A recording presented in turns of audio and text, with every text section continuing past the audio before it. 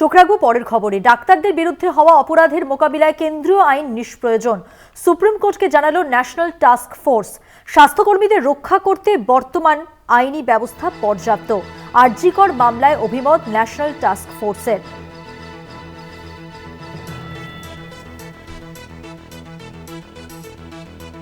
Supreme কোর্টকে জানালো national task force RG Kar মামলায়।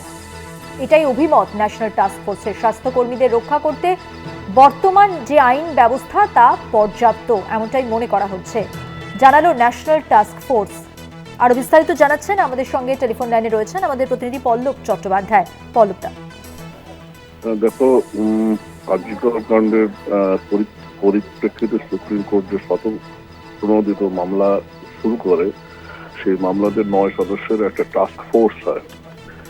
সারা ভারতের হাসপাতাল এবং চিকিৎসা প্রতিষ্ঠানগুলোতে স্বাস্থ্য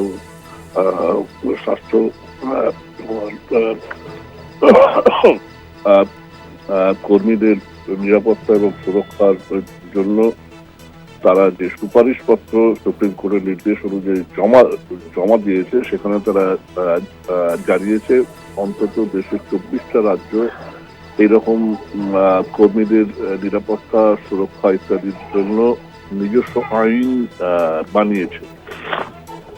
যে আইনগুলো দিয়ে এরকম স্টাফেদের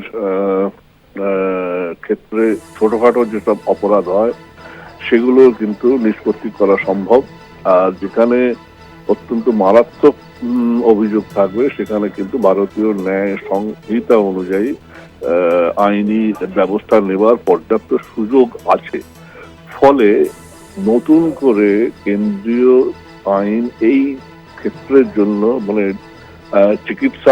চিকিৎসা কর্মীদের নিরাপত্তা বা সুরক্ষার জন্য নতুন করে আইন তৈরি করার কোনো দরকার নেই।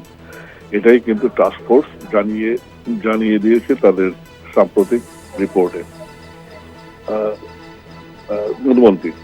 ধন্যবাদ পল্লব। কথা বললাম আমাদের প্রতিনিধি পল্লব চট্টোপাধ্যায়ের সঙ্গে।